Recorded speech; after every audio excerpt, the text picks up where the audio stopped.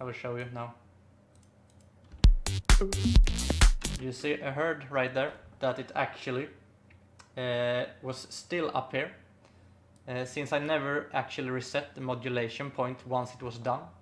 An effective way to counter this is actually just to mark this start area, move this up, remove the points that you just altered, and keep the first note down here. Or you make sure that you make a slight adjustment in the beginning. That's not audible since you don't have an audio data, and it will actually reset the MIDI data to its original value again. But this is something you have to remember when you're playing with modulation directly on the MIDI notes, because this is something Ableton hasn't been able to fix. I don't know how long this has been, this error. I don't know if anybody reported it or not, but yeah. Once you've done it, it's actually fixed. So yeah, let's proceed. I'm going to add some displacement to the bass note. I'm going to change some note. So let's see, we got this.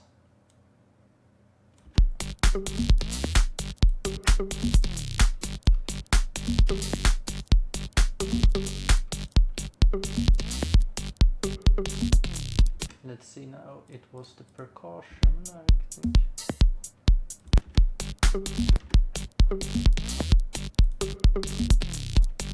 Yeah, it was. I need to actually loop this.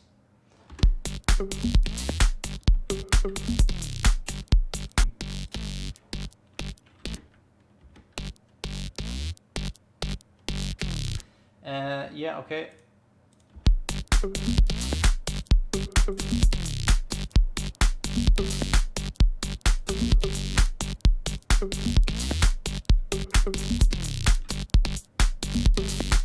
Oh crap, I need to stop this. Yet again, my hard drive is going nuts. Just going to add slight reverb to the bass.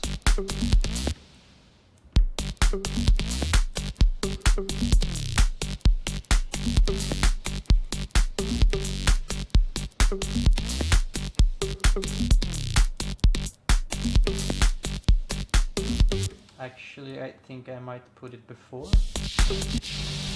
Okay, let's forget about that. The OT will increase the compression levels and add some release to it, which will mean everything gets boosted up by a tenfold.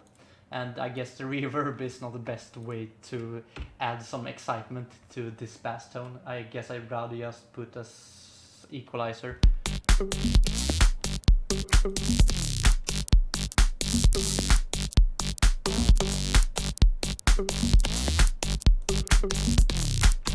Yeah, okay, now the stab isn't sounding as good as I want it to go.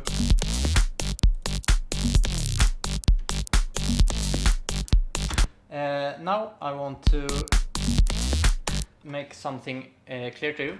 If you're using this mix setup, if you're going to put a master rack, or rather use the master channel as it was supposed to be used, you need to remember this. If you're going to master your own track, doing this is fine, but if you're going to send it away to a professional, you probably want to decrease the mix channel to down like 0.6 decibels. Because if you send a mixed channel that has everything maxed out, it will get increasingly hard to master the signal that you want your track to sound. So if you're going to send it away or put a master rack on everything, be sure to just quite simply decrease this to -6, go into your mastering suite that you have, put it on top of your master. As I said, I have ozone, and I think I have some sort of go-to setting that I made for some time ago. I'm not sure where it is. Let's see, can I search somewhere? No, it doesn't seem like I can. Not there, not there, not there. Is this? I guess this. Okay, haven't named it, apparently. No, there it is, Fu Master. Why I'm doing this is I will be able to directly hear almost how my end result will sound. I usually master everything I do myself. And now I will hear how it will sound when the end listener will hear my track. There is a risk doing this though, because everything will get maxed out and it will make your ears get quite kind of tired pretty fast. So it's important to make a good switch between using master and not use master. And sometimes it's actually kind of nice to always operate at -6 decibels, because it means your ears will not have to operate at maximum efficiency at all times. But yeah.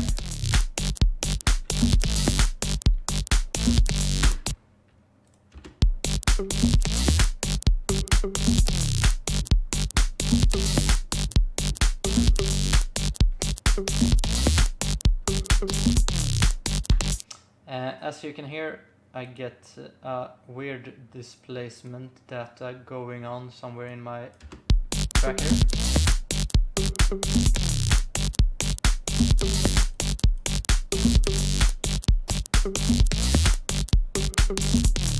Yeah, it's here. You can see it's kind of displaced too much, so I'm just going to move it slightly back. This is not enough to keep the listener intrigued, so be sure to swap notes into something more.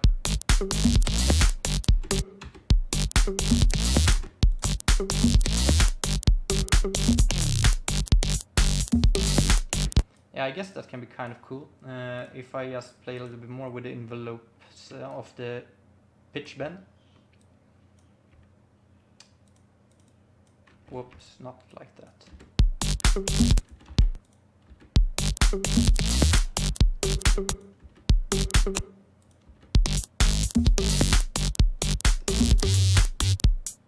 Yeah, okay, I guess that's a cool start.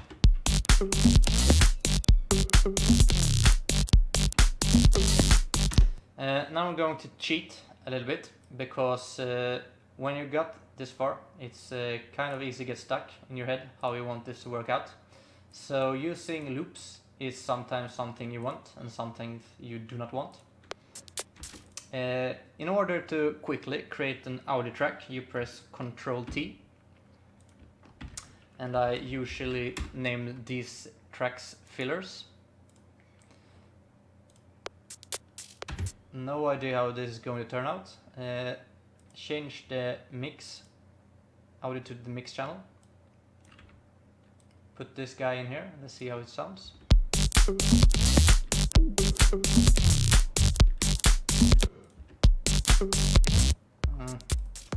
Didn't particularly fancy that one.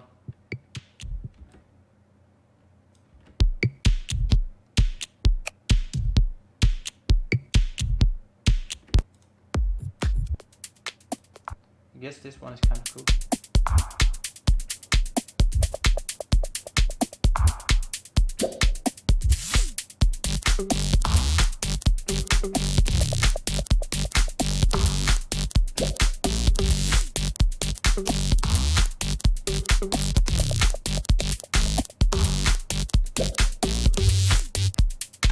Yeah, okay. This is kind of a simple way just to build on your track. It's extremely easy to get stuck in this looping creative mode. As soon as you have got the original feeling of the track, I usually try to just proceed. And how you should work when you create a track is up to you, but it's kind of a good way to try put up some kind of original rules of the track. Each track at some point has a drop, and it has a little, well, kind of what do we call it, a calmer part, and you need to be able to build up to an excitement point in the track. So if you, well, keep the track going on repeatedly like this for like 1 minute, people get tired pretty fast. So the original rule I have is that I usually use the 31st seconds just to build up with percussions. No, not like that. Sorry, now stuff happens. At 30 seconds, I start making the track come to life, and just spend the first 30 seconds as a courtesy period for DJs to mix in the track. Now it's kind of important to start as quickly as possible to introduce new elements.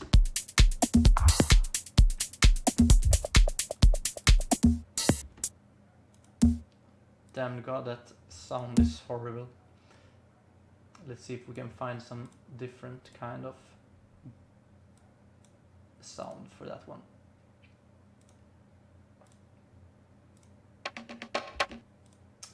Nope, I do not want loops, I want one shots. Can I please find some percussion? No, not bongo. Maybe. It's extremely high, and if you find a sample that sounds for some reason louder than the rest, just use this volume slider over here, it's simpler.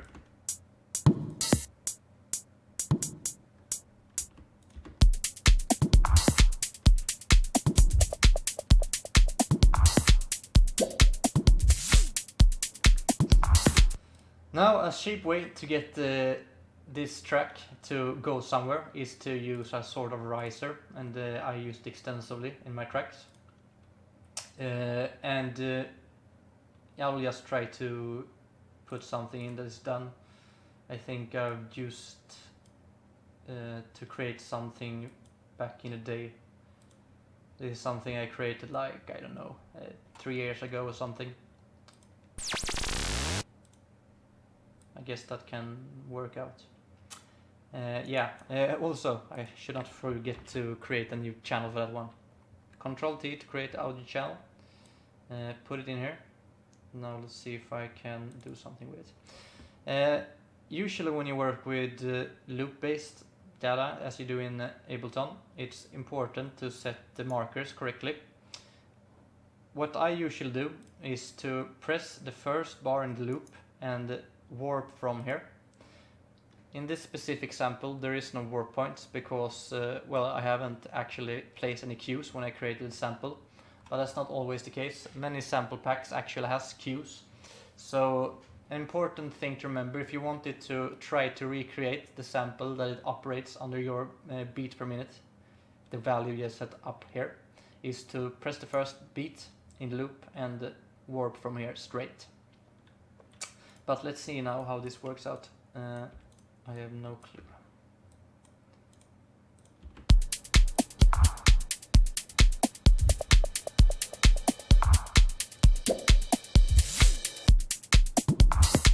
Yeah, I should probably try to use the extensive loop instead of just a bit of it. I'm not sure what to introduce first, if I should try to use the clap, let's see.